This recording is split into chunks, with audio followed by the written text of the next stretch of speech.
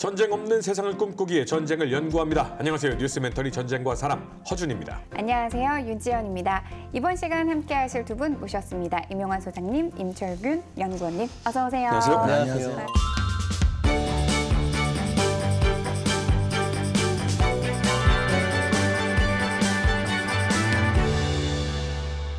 이번 시간에는 전쟁의 승패를 결정짓는 중요한 요소죠. 군수보급의 역사에 대해서 알아보도록 하겠습니다. 사실 뉴전사에서도 보급에 실패해서 패배한 전투, 전쟁 뭐 이야기 참 많이 다뤘던 것 같은데 그만큼 중요한 거죠. 네, 뭐 보급의 중요성이야 누구나 다 아시죠. 뭐 그냥 간단히 생각해서 식량 떨어지면 네. 못 싸우죠. 네, 쓰러집니다. 네. 그 가끔 그 한 끼 굶었다고 군인이 그것도 못 참냐 이렇게 말씀하시는 분이 계신데 그 집에서 TV 보다가 한 끼 굶는 거 하고 그렇죠. 몸에 40kg 메고 그렇죠. 산길을 뛰면서 한 끼 굶는 게 아니라 1시간만 굶어도 쓰러집니다. 아니, 집에서 TV 보다가 학교 굶어도 힘들어요. 자금 뭐 이건 너무 잘하시는 얘기예요. 뭐 총하고 대포가 있어도 탄약 떨어지는 끝이고 그 옛날에는 칼과 창으로 싸우니까 좀 괜찮지 않냐 생각하시는 분이 있는데 전투하면은 칼창 다 나갑니다. 그리고 갑옷도 이게 다 가죽으로 연결하거든요. 이게 다 찢어져요. 그러니까 의외로 그 갑옷 입은 병사들의 중요한 보급품이 가죽끈이에요. 이거 실로 묶을 수도 없잖아요. 그렇죠. 그 가죽끈 떨어지면 갑옷이 무용지물이 되는 거예요. 현대전에서는 이 물량전이라는 말을 사용하곤 하는데 지금 얘기 들어보면 과거에는 사실 식량을 조달할 방법이라든지 물류를 움직이는 방법이 굉장히 제한적이었잖아요. 현대에는 좀 많으니까 조금 보급이 덜 중요해졌나요? 전혀 아닙니다. 군수의 중요성은 과거에도 현재에도 미래에도 전혀 달라지지 않습니다. 그 수송수단이 많으면 더 나아지지 않겠느냐 말씀하셨잖아요. 전시가 되면 도로에도 사용 우선순위가 다 부여가 돼요. 어떤 부대가 먼저 쓸지가 다 정해지고 헌병들이 교통 통제를 다 해야 되거든요. 그래서 군수는 작전의 다른 말입니다. 그러니까 작전 없인 군수가 없고 군수 없인 작전이 있을 수가 없죠. 특히나 이런 군수는 국내에서도 어려운데 이걸 해외로 나가면은 이건 상상도 할 수 없이 어려워지거든요. 예를 들어서 지금 우리가 북한이랑 만약에 전쟁이 났는데 우리가 이제 평양으로 밀고 올라갈 상황이라고 한번 생각해 보자고요. 북한의 도로상이 우리 타이어 트럭들이 갈 수 없을 정도로 상태가 안 좋아요. 이런 것들이 생각하지 못하는 부분들까지 아까 박사님 말씀하셨잖아요. 최악의 상황을 가정해야 된다. 그러다 보니까 굉장히 어렵죠. 그래서 이런 것들이 보통은 병참선을 따라서 이제 진행이 됩니다. 그거를 우리 컨보이 하잖아요. 그걸 컨보이 오퍼레이션이라고 해요. 운송작전이라고 하는데 육지에서는 이 병참선을 지키는 작전들, 해상에서는 항구를 확보하기 위한 다양한 해상 운송 작전들이 펼쳐집니다. 이 부대들이 또 전진하는 전방 부대들한테 병력이나 탄약, 유류 뭐 이런 것들, 식량들 적시에 갖다 주려면은 중간에 쌓아놔야 돼요. 그거를 FOB라고 하거든요. 전방 전진 기지라고 해요. 그런 것들을 설치를 해야 되고 그래서 원정 작전으로 나가기 시작하면은 상상할 수도 없이 어려워지는 거죠. 그리고 우리에게는 굉장히 어깨를 많이 올려주는 전투가 바로 수나라와 고구려의 전투였죠. 맞습니다.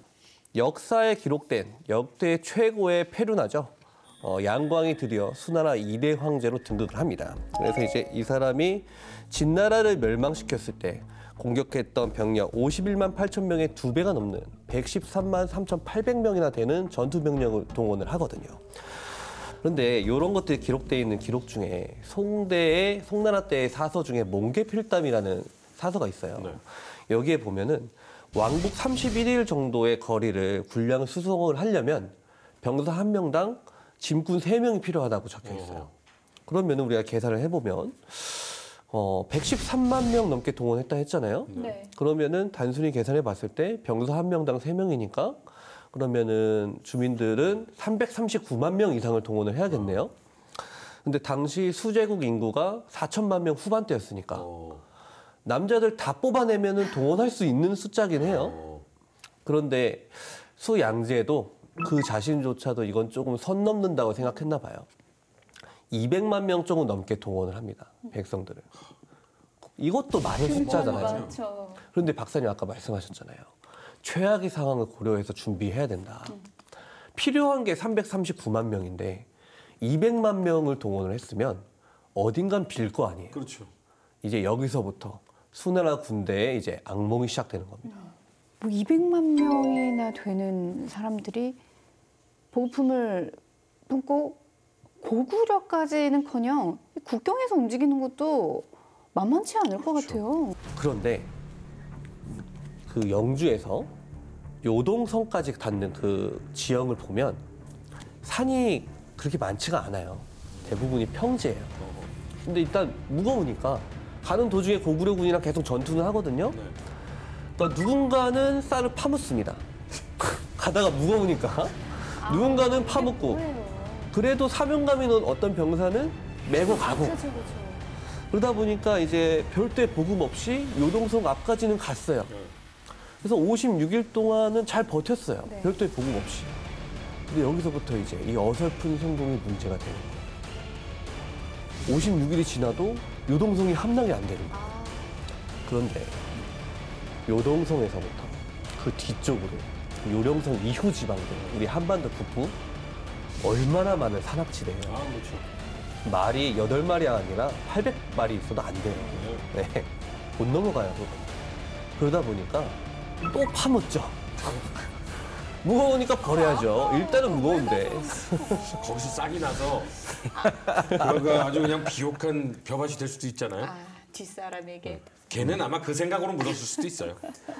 거기다가 당시 고구려군은 종신방어 전략을 가지고 있었거든요. 제1선 방어선에서부터 평양까지 2중, 3중, 4중의 방어선이 있었어요. 그 성들이 버티면서 일련의 방어선을 형성을 하면 뒤쪽에 고구려의 그 유명한 기마대들이, 기병 부대들이 도초에서 습격을 합니다. 보급선 차단 작전을 계속 실시를 해요. 진 미고 가는 병사들은 고구려군 나타나면 이거 던지고 싸워야죠. 싸우면 또 쌀포대 매야죠. 저 같아도 갖다 버렸을 것 같아요. 그러다 보니 압록수에 도착은 했는데 이미 군량은 다 떨어졌고 그 뒤부터 이제 우리가 아는 지옥의 행군이 펼쳐지는 겁니다. 그래서 을지문덕 장군의 화려한 유인 전술에 휘말려서 괴멸돼 버리죠. 살수에서. 그런데 여기 생각해 봐야 돼요. 113만 3,800명이 출동했어요. 처음에 요수 건널 때 맥철장, 전사웅, 맹차 이런 선봉장들 전사하면서 한 몇만 명 죽었을 거예요. 그리고 각 성들 포위에 전하면서 한 10만 명 정도 다치거나 죽었다 치고 살수에서 30만 명 전멸했다 치자고요. 그럼 수의 양제한테는 아직도 70만이 넘는 군대가 있어요. 철군을 할 이유가 전혀 없어요. 당시 고구려 군의 군사력은 다 모아봐야 30만이거든요. 그런데 철군을 합니다. 그렇다는 얘기는 사서에는 잘 보이진 않지만 고구려군의 그 병참선 차단 작전을 하는 기마대가 기마부대들이 대규모로 후방 지역에서 어떤 모종의 작전을 했다. 그 타격으로 인해서 본대가 철군할 수밖에 없었다라고 볼 수 있는 거죠. 그렇죠. 이렇게 해서 이제 고구려 수나라 전쟁을 통해서 보급이 전쟁의 승패를 가를 수 있다라는 역사를 확고하게 배웠습니다. 혹시 고대 서양에서도 비슷한 사례가 있을까요? 비슷하다면 비슷하고 다르다면 다른데 어떤 의미로 서양은 좀 많이 달라요. 그러니까 보급의 어려움은 똑같은데 보급을 하는 방식은 확실히 달라요. 중국이나 한국이나 기본적으로 농본 사회거든요. 네. 그리고 지방 그러니까 어떤 의미로 지방 자치라든가 도시의 발전을 허용하지는 않습니다. 그러니까 도시의 발전이라면 정치적 권력의 발전, 그러니까 독자 영역 이런 걸 허용하지 않는 중앙집권적 국가예요.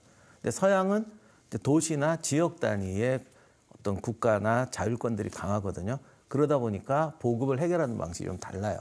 이거는 뭐 로마 때나 고대 그리스 때나 똑같은데 그냥 대표적인 사례 하나로 기원전 404년에 페르시아의 다리우스 2세가 사망합니다. 그러자 이제 장남이었던 아르타크세르크세스 2세가 즉위를 하게 돼요. 근데 이 두 형제가 있었는데 어머니가 동생이 더 유능하다고 그랬어요. 키루스라고. 그래서 키루스를 후계자로 하자. 근데 아버지가 안 들어요. 근데 이렇게 되면 문제가 컸죠. 아예 안 밀었으면 상관이 없는데 밀었다는 건 둘 중에 하나는 없어져야 된다는 얘기예요. 그래서 죽이려고 했는데 이게 사실 친형제거든요. 같은 어머니 밑에서 난. 그래서 어머니가 이제 통사정을 해서 저기 이오니아 지방, 지금의 소아시아 지방, 터키 에게 해안 지방으로 쫓아냅니다. 근데 문제는 이 지역이 극도로 부유한 지역이에요. 한 2,000km 떨어지긴 했는데 그럼 뭔 짓 하겠어요? 반란을 꿈꾸죠. 반란을 꿈꾸죠. 지금 나도 반란을 일으키고 싶은데 그 동생은 어떻겠어요? 어쩌면 작전이었는지 몰라. 어차피 너하고 나는 이제 승부를 내야 된다.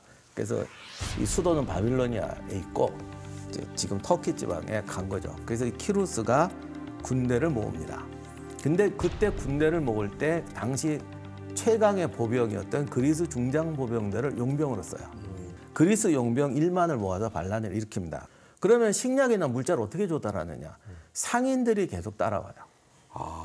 이게 나중에 로마군도 비슷한데 유럽 전쟁에서는 군수 보급을 백성을 동원해서 막 미는 게 아니라 상인들이 조달을 합니다. 이렇게 되니까 전쟁 한 번 나면 도시들이 막 융성해져요. 근데 유럽의 유명한 도시들은 대부분 군대 주둔지예요. 예를 들면 런던. 런던에서도 지금 런던 타워에 있는 템즈 강변에 제일 좋은데 시티 오브 런던이라고 그러잖아요. 그러니까 런던 안에 있는 런던이죠. 그게 원래부터도 좋은 자리였지만 로마군이 와서 주둔지를 만들고 성을 쌓아서 지금의 런던의 중심이 돼서 거기 런던 탑도 있고 런던 브리지도 있는 거예요. 독일의 뭐 미넨, 함부르크 이거 다 중요한 군사 주둔지고 유럽에 있는 대부분의 도시들은 로마군이 주둔하면서 막 키워준 도시입니다. 프랑스의 오를레앙, 뭐 리옹 이런 게 얘들이 주둔하면 상인들이 막 몰려와요. 그래서 상인들이 이제 이게 계속 물자를 조달하면서 얘들이 월급을 받아서 주고받습니다. 이제 문제는 이렇게 갔는데 바빌로니아에까지 갔다가 코낙스라는 곳에서 전투에서 그만 키루스가 전사해버립니다. 전투는 이기고 있었는데 키루스가 전사해버리니까 그리스 용병대가 월급 줄 사람이 없어졌잖아. 그러니까 용병대가 주인이 없어졌잖아요. 그리고 2,000km를 돌아가야 돼요. 그럼 어떡하겠어? 얘들은 이제 월급 줄 사람이 없으니까 약탈하러 가야 됩니다. 이런 상황이 벌어진 거예요. 약탈하며 돌아가야 되는데 그 지역도 당연히 그 지역을 관할하는 사람들이 있을 거 아니에요. 그러면 뭔가 방법을 찾아서 좀 해결 방안을 마련해야 되지 않습니까? 그리스군은 협박을 합니다. 돈을 달라. 참 뻔뻔하지. 시장을 열었는데 돈을 달라고는 안 하고 시장을 열어달라고 그래요. 우리가 군량하고 뭐 장비를 살 수 있는 시장을 열어달라. 네, 시장을 열어줘라. 그러면 우리가 조용히 가겠다. 시장을 안 열어주면 약탈하면서 가겠다. 선택해라. 근데 이런 시장 구입 방식은 나중에 로마군도 쓰게 되고 어떻게 보면 지금이 미군들이 가면 기지촌 만들고 하는 것도 이제 이런 방식인데 이 방식이 장점이라고 하면 뭐냐면 대부분의 그 나폴레옹 알렉산더 군대들은 가족들도 다 데리고 다니잖아요. 실제로는 도시 하나가 움직이는 거예요. 그러다 보니까 상인들이 따라와서 계속 구매를 하니까 백성들은 피해를 많이 볼 수도 있는데 실제로는 이제 병사들은 계속 거래가 생기게 되고 이게 식량만 구입하는 게 아니라 약탈물을 이제 판매하고 뭐 가끔 요즘 미군 기지들 보면 그 안에 뭐 극장 있고 다 있잖아요. 기지촌 만들어지고 이런 경험들이 걔들이 그런 걸 잘하는 거예요. 우리는 그런 거 안 만들지. 나라를 위해 싸웠는데 먹고 싸워야지. 어디 가서 놀아. 뭐 이러는데 얘들은 옛날부터 아예 도시 하나가 정말 있을 걸 모든 오락기구까지 끌고 다니면서 가고 계속 물건 교육하고 하면서 가게 됩니다. 이렇게 해서 동서양을 막론하고 고대 전쟁사에서 보급의 중요성을 좀 살펴봤는데 앞서서 연구원님께서 이 전쟁에서 보급은 과거뿐만 아니라 현대 그리고 미래까지 굉장히 중요할 것이다 라고 말씀을 해주셨습니다. 그럼 현대전으로 또 돌아와서 우리 국군의 베트남 전쟁 파병 당시에 보급의 중요성을 느끼게 만든 사례가 있었다라고 하는데 이건 또 뭔가요? 특히 중요한 게 이제 부대 부식이었는데 처음에는 이게 미군 시레이션 이런 거 많이 줬는데 60년대 분들이 미군 음식을 먹으면 김치 없으면 못 살죠. 네, 못 살죠. 아니 이게 못 사는 정도가 아니라 설사래요. 요즘은 우리 치즈도 먹고 피자도 먹으니까 적응력이 좋아졌는데 그때 분들은 스파게티도 못 드셨을 거예요. 김치 없다. 된장 어딨냐? 고추장 달라. 그래가지고 주월 한국군 군수지원사령부가 K-레이션을 만들어요.